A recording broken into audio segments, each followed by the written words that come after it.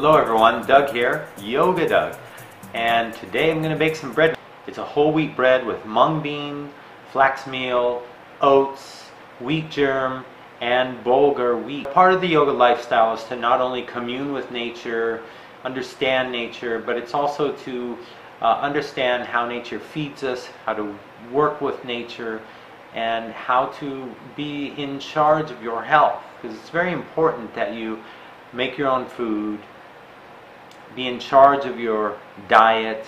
You feel much more empowered, you can feel your body more, you understand how much more control you have of your health when you are communing with nature and eating real food. And this is a big part of it. This is a great recipe. I love to bake bread. Take time out of your life to do simple things like this. If you've consumed your life and you're one of these people that just don't have time for anything, that's sad. And slowly break away from so much giving and understand that we need to give to ourselves. It's important that we have time for ourselves, time to eat, time to appreciate nature. Very important. So let's get started baking some bread. Come along.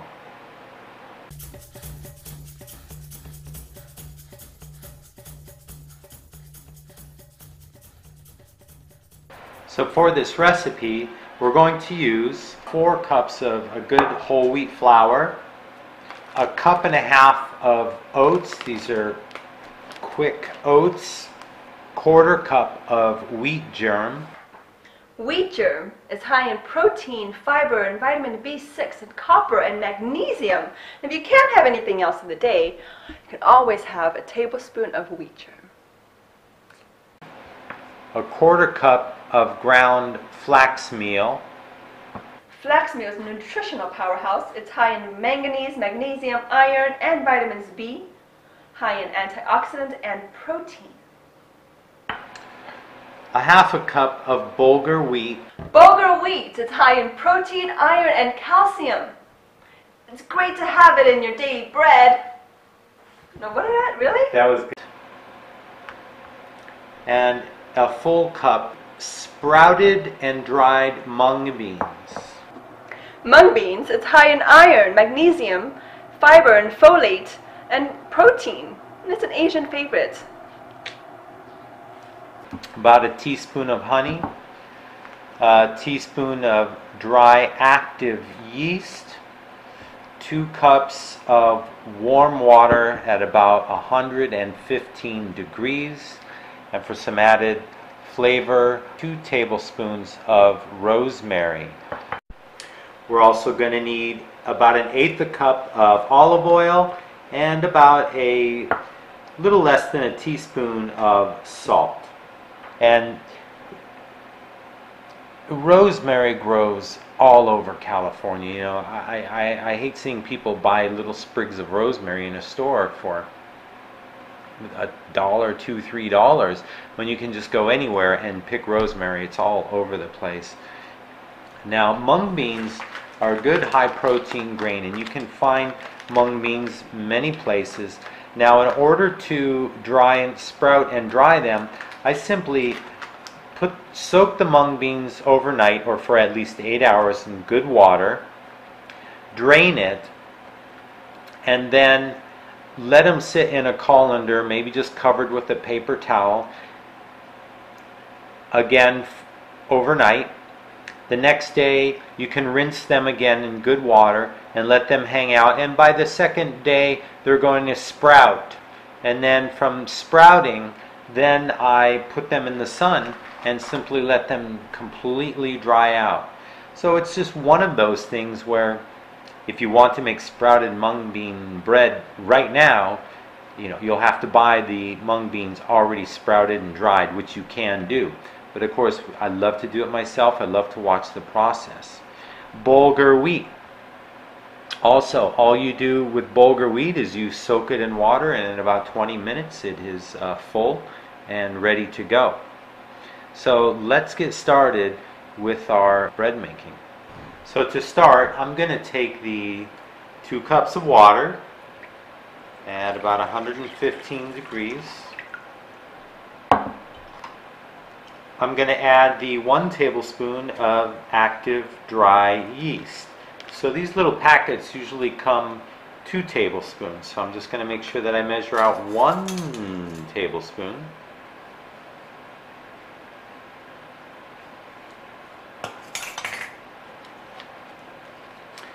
Stir it up. And you want to make sure that it starts to bubble so that the yeast has been activated.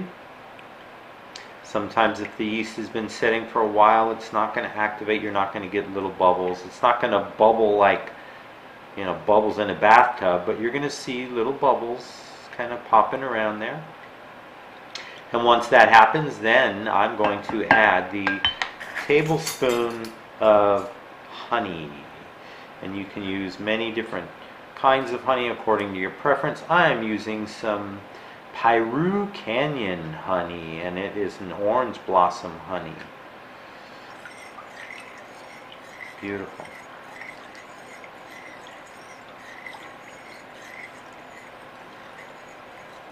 Once that has dissolved, looking good. You know, it depends upon how sweet you want your bread. You can add it a little more if you like. Now I'm going to add a little less than half of this flour. I'm going to stir it in slowly, make sure I get all the chunks out.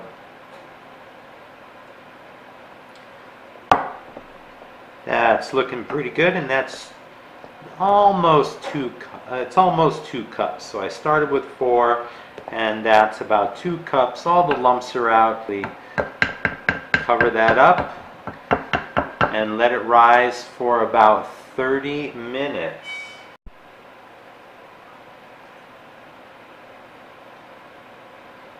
There. So after about 30 minutes, you're going to get this very spongy texture. Very much like a sponge, and this is called the sponge method. So it's very spongy. Now at this point, we're going to go ahead and add the olive oil,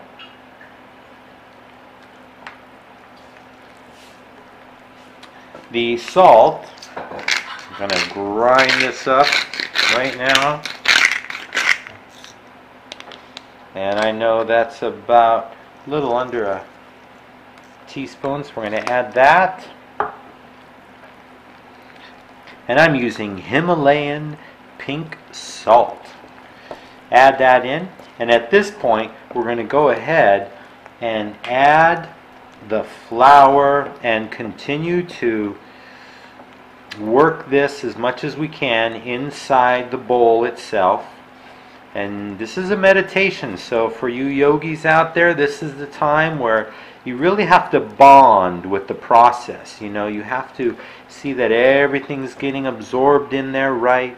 The texture is good. Take your time blending everything together. Add the mung beans.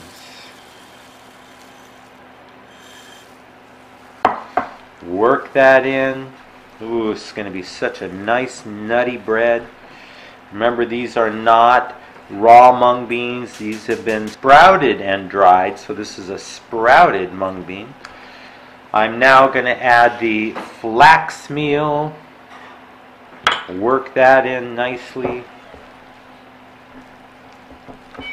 Add in the wheat germ. Actually, the first one was wheat germ and the second one was flax meal. So I went ahead and added all the ingredients in here, and look at that. Look at how meaty and delicious this looks. You know, I didn't add all of the flour. I left out about a cup of flour because all these ingredients are taking up a lot of space in this dough. But we added the mung beans and the flax meal and the wheat germ and the oats and the rosemary, and oh my. Continue to stir this up in the bowl. Now I'm going to start adding a little more flour and mixing that all up inside here, and that looks so good. So just be patient. You yogis out there, Be patient, work with this, put in some love, call in the light from your crown chakra and just send it through you into the bowl. And we are doing this on the full moon Venus transit weekend. It's pretty dynamic, isn't it, Miss Lay? Well, yes, Mr. King. This is our love loaf. I'm calling it the love loaf. Okay, so I'm going to add a little more flour. Look at that getting really thick just before I turn it out. So I'm going to add a little more flour, blend that in. I'm going to go ahead and roll that out now. And you know, I ended up using all of the 4 cups with the ingredients. And now comes the fun part. You're going to be experiencing the kneading process for about 15 to 20 minutes. And what you want to do is get to the point where the dough is no longer sticky. So you want to get everything mixed in. You want it to be very balanced. And this is where you can use it as your meditation. Imagine what you're thinking about while you're kneading the bread coming through your hands, and you can just imagine that you're putting light and love right into your loaf of bread. So I'm going to be kneading this and adding a little bit of flour as I go along. But I tell you, this loaf feels good already. It feels chunky and meaty and delicious, and can't wait for breakfast tomorrow because this is going to be our Venus transit full moon breakfast loaf. I don't want the dough to break. I want to be easy with it, so I'm pushing, squeezing it together here. And I'm going to be doing this in my meditation now for about the next 15 minutes. So I'll see you on the other side, people. I've got some meditating to do. Oh my God. Oh, I'm sorry, I didn't wipe it yet. Put it back. Didn't wipe it yet. Oh God, you guys are out of control. Oh my God. There, now try that. Yes. Okay, see what Thank you. Take a picture, Dougie. Quiet on the set. Oh, you can. Everything's gone to hell here. You've got your hands full of dough.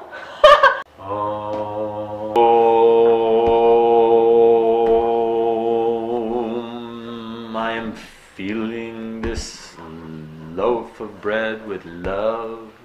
Just get your bread making on. Alright, so this is looking really nice. The loaf is good. It's got good consistency here. It's no longer sticky. There's no cuts in it. And I'm just going to pat it up into a nice ball here. Oh, look at that. That looks so good. Look at that. Oh, now I'm going to take my bowl, which I clean. Make sure you clean it right after you take the dough out because it really gets icky and sticky. So clean that. And I'm going to put some olive oil in there. Make sure we get enough olive oil in there. I use the last of it. Just enough. And I'm going to kind of oil up this loaf. Make sure there's enough oil on that loaf. Good. And now I'm just going to let that set and cover it one more time. And this is going to rise again for about an hour, or at least until it doubles in size. So let's keep it covered and let's let it rise. Ooh, look at these roasted potatoes. Voila! We have a very risen loaf of dough here. And so now what's fun is punch. So we're going to punch out, get all the air out of this. And just kind of punch it out, squeeze that air out. Roll it out onto our table once again.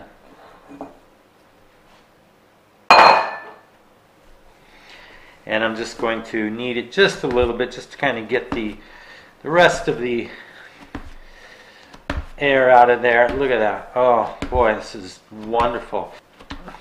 You know, you can actually bake this any way you want. Sometimes I'll just have a pizza flat and I'll just push it down and bake it like that. You can put it into a bread pan.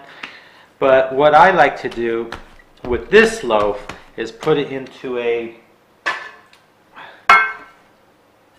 sort of like a small pizza pan, a roasting pan. It's about 1.5 inches deep, and I'm going to put it in there. But first thing, we're going to oil it up here. Put some olive oil in there. Get some really nice, have some good quality olive oil on hand. We get this actually from a local grower, and we get it at our farmer's market. So here we go. We got that pan oiled up, and place it right in here. Look at that.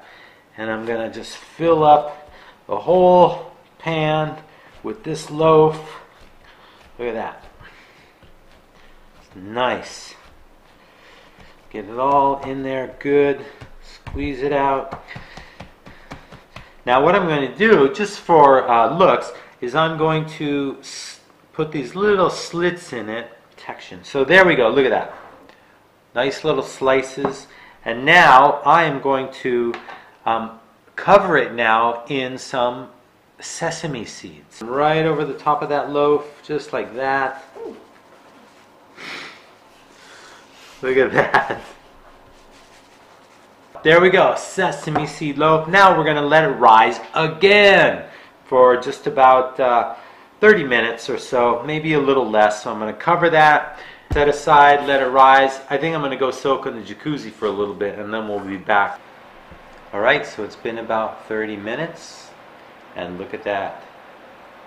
It's risen again. It's full.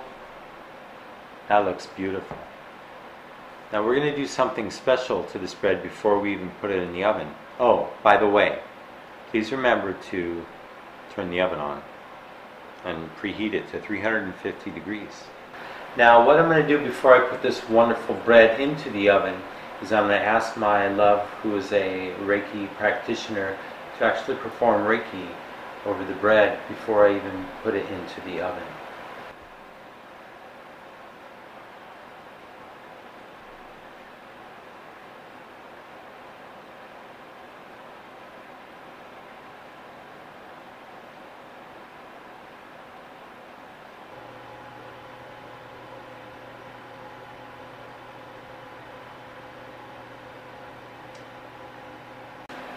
Okay, so here we are, Reiki infused love loaf, healthy ingredients made with love, good intention, and I'm putting it right into the oven. I'm going to bake it for about 45 minutes, and you can check it if things are extra hot, maybe not as long. Usually 45 minutes is a good indication of it cooked well.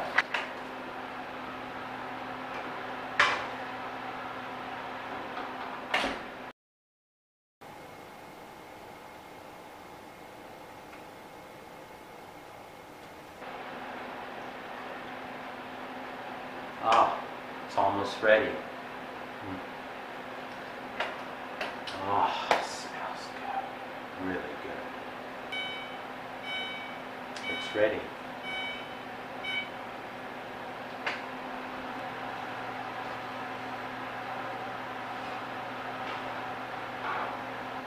Look at that.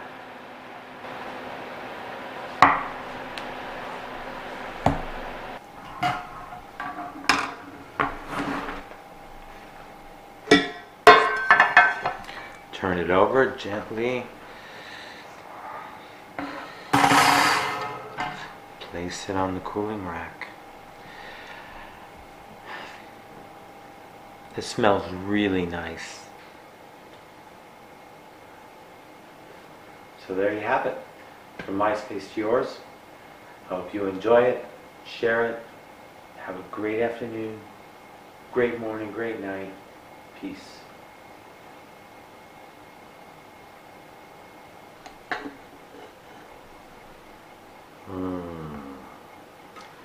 Oh, now look at that. Cut! Good job, Youngie.